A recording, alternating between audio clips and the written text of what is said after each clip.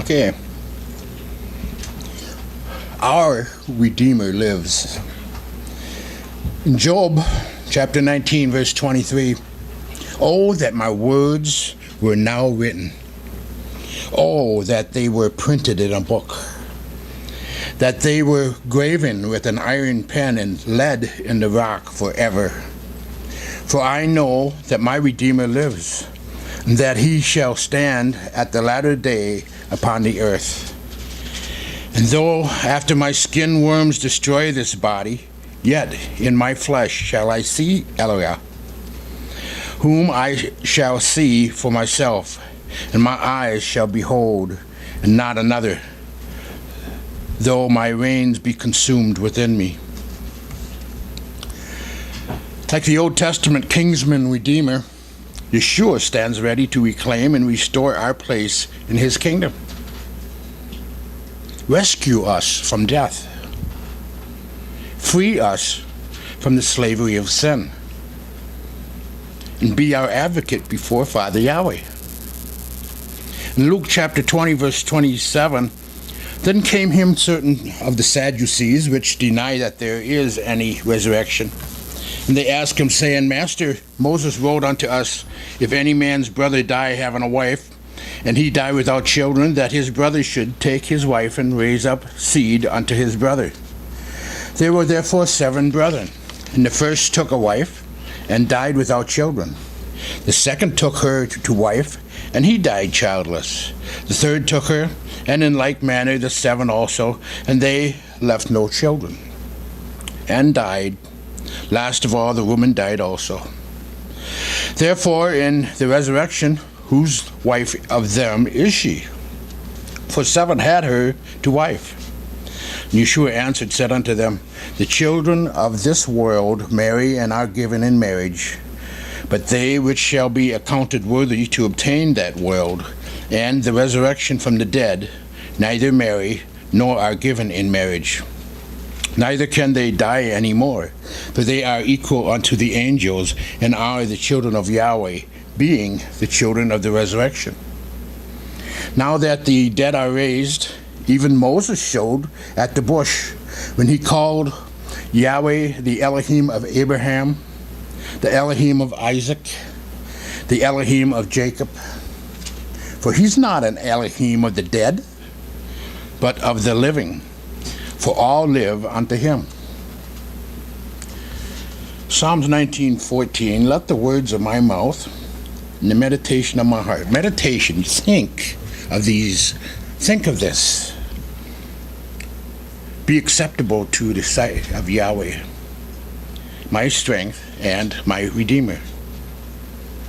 If you ever think you're having a bad day, read the book of Job. Whatever your problems are, they will pale in comparison. Job is a devoted and faithful follower of Yahweh and received incredible blessings in abundance from Yahweh. Great wealth, property, family. He would pray for his sons and daughters and offer sacrifices for them just in case they had sinned. Yet Yahweh allowed Satan to strip Job of his wealth and his health, and multiple calamities destroyed his property and livestock, and killing his children at the same time. Job's response had been immortalized, often quoted by people who have no idea where this came from. The Lord gives and the Lord takes away. That's really the only attitude that we have during devastations. I know it's not that easy. You know, many of our fellow Floridians, they lost everything during the past hurricanes that we've had in the past, you know. And few of them have the attitude that Yahweh gives and Yahweh takes away. When we think about this, when we think about Job, that's the image that usually, what is the image that usually comes in mind? The poor, former rich guy, covered in boils and sores, wearing sackcloth and ash, but he still praises Yahweh. we tend to miss his understanding of salvation. In the midst of his suffering, he understands that there is a Redeemer who will save him and bring him to eternal life. Scholars are not in agreement about the origin of the book of Job. Some think the story came down through the Edomites, written sometime after Jacob. Some believe it is even earlier than Genesis, since Job doesn't include the rules and regulations associated with Mosaic laws, which would be somewhere between 1500 BC or earlier. Others believe it was written during the time of King David or King Solomon, which would be around 1000 BC or so. Still others believe it was written during Ezekiel's time in Babylon captivity, which would put it around the late 500 BC. Even the latest date puts Job at a full 6 centuries before Messiah's ministry on earth. Yet he describes his knowledge of his Redeemer with such deep sincerity that he wishes his words could be carved in a rock and filled with lead for people to read for centuries. Job describes that even after he dies, his Redeemer will still live and will stand even at the end of days. And in his resurrected body, Job will see Yahweh at his side. He won't see any other Elohims besides the one true Elohim he knows will save him. Psalm 17, verse 15, as for me, I will behold thy face in righteousness. I shall be satisfied when I awake with thy likeness. He's not planning on taking a nap. He's talking about the resurrection of the dead. Job doubts that he will be justified during his lifetime. But he is sure that he will stand before Yahweh in a physical body, fully vindicated by his Redeemer. The Hebrew word that translates as Redeemer refers to the Old Testament term kinsman redeemer, who was a close relative able to reclaim or restore the person's property. For example, in Leviticus 25, starting in verse 23, the land shall not be sold forever, for the land is mine, for you are strangers and sojourners with me. And in verse 24, in all the land of your possessions you shall grant a redemption for the land.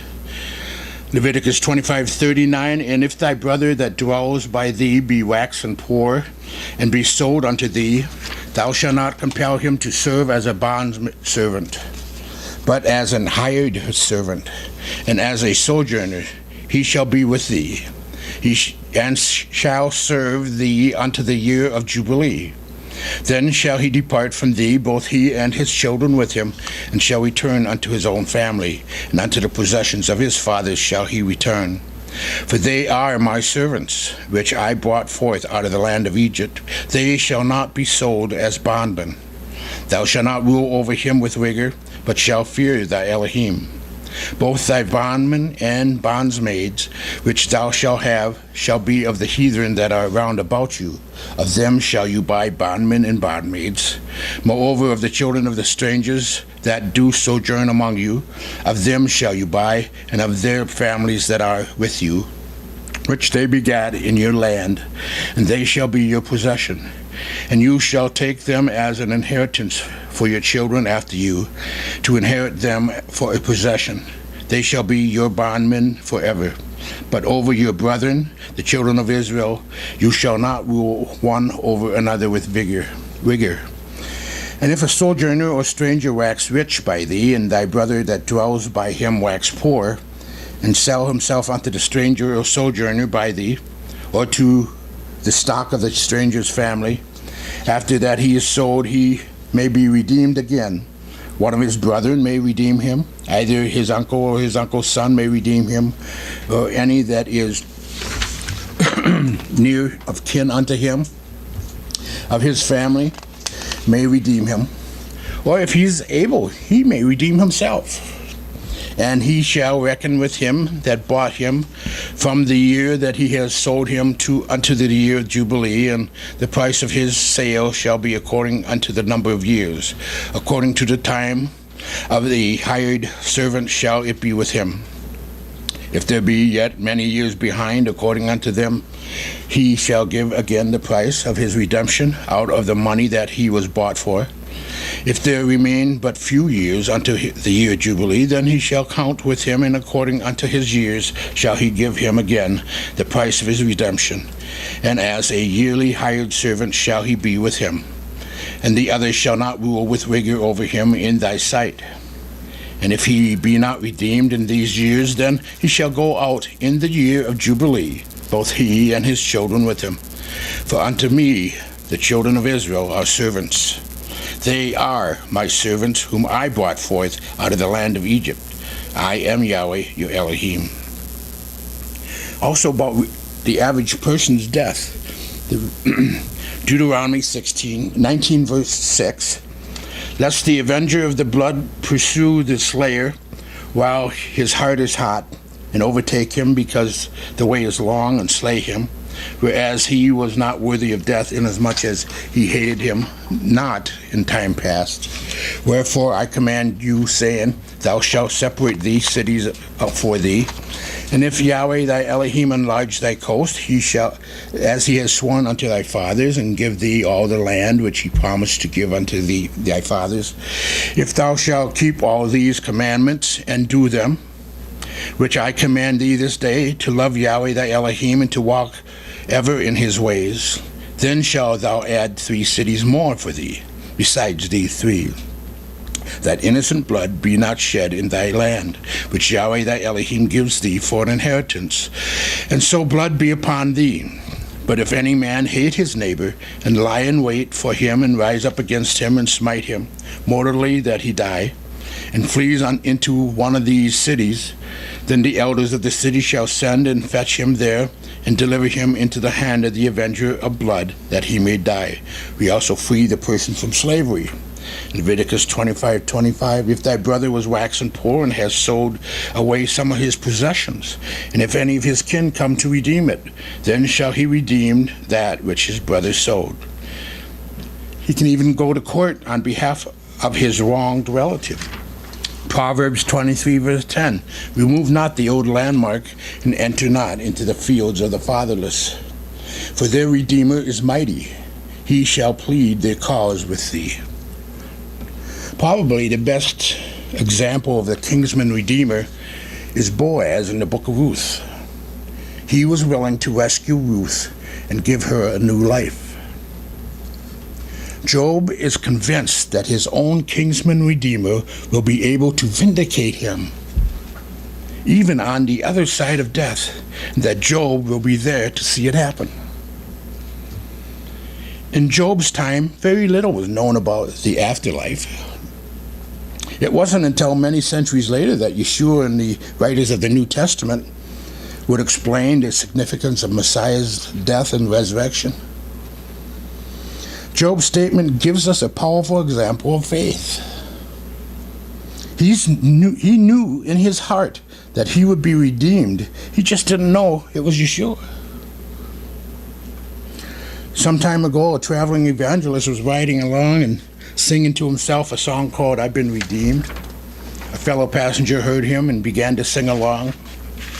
When they finished singing, the evangelist asked the stranger if he had been redeemed.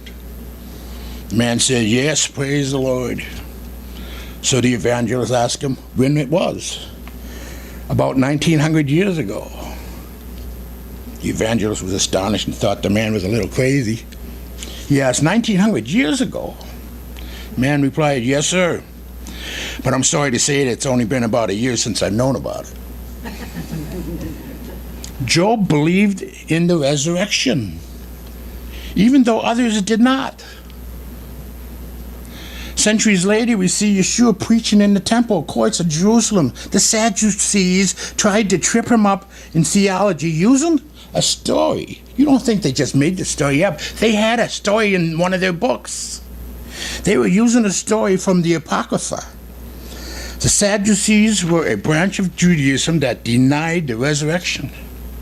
They believed in Torah, the first 5 books. And since these 5 books didn't mention resurrection to them, the Sadducees didn't believe in it. Yet they chose a tale from the Jewish book of Tobit. In case you didn't know where this seven husbands came from. It's in the book of Tobit, in which the jealous demon Asmodeus killed the righteous Sarah's first 7 husbands. The question they posed to Yeshua was not a serious inquiry. It was a mocking, sarcastic taunt meant to make Yeshua look like a fool. Yeshua, however, uses the book of Moses to show them proof of the resurrection in the Torah. By arguing that Yahweh would not claim to be the Elohim of people who didn't exist anymore. His covenant requires that if he is their Elohim after death, then there must be something after death. In fact, the very same Apocrypha that Sadducees used to try to embarrass Yeshua contained the same common Jewish prayers used at the time to show Yahweh's faithfulness to Abraham, Isaac, and Jacob as a living reality. In 4 Maccabee, an appendix to the Greek Septuagint, we read the following. In chapter 7, verse 19, they who believe that to God they die not, for as our forefathers Abraham, Isaac, Jacob, they lived to God. And in chapter 16:25, and they saw this too, that they who die for God live to God, as Abraham and Isaac and Jacob and all the patriarchs. The Sadducees knew these writings, but chose to believe their own ideas instead of the Bible. They believed their own understanding instead of trusting in Yahweh. We have Sadducees today who don't believe in the resurrection. Often we call them bishops. They try to convince other believers that the idea of a bodily resurrection is foolish. They tell us that Yeshua didn't really die on the cross, that he just passed out and then woke up on the tomb and escaped. Yeshua wasn't able to rise from the dead, but he could survive a deadly flogging and crucifixion, and then used his nail-pierced hands to roll back a multi-ton stone from the grave, being guarded by temple guards without being heard or seen, and then hobble along on nail-pierced feet to where his disciples were hiding out. Or that Yeshua actually died, but his disciples went to the wrong tomb, which was why it was empty. Of course, that means the temple guards guarded the wrong tomb. And somehow neither the temple guards nor the Jewish leaders ever thought of just producing the body from the correct tomb to stop the believers in their tracks. Or the more popular idea that Yeshua died on the cross and the resurrection was merely a spiritual feeling that apostles felt in memories of Yeshua, not a real bodily resurrection. This would mean that all the apostles preached a resurrection that was a lie, claiming to see something they didn't really see, suffering torture and death without a single one of them changing their story about the whole resurrection thing. It's incredible that the psalmist and Job both had no opportunity to hear from witnesses of any resurrection, yet believed in it with amazing faith. While believers today who know about the overwhelming evidence supporting Messiah's death and resurrection and his redeeming sacrifice for us, they choose not to believe. Yeshua tells us that the logic of this world does not apply in the next one. The Old Testament, Yahweh tells us that his ways are not our ways. His thoughts are not our thoughts. Yet we keep trying to fit Yahweh into our mold of what the creator of the universe should behave like.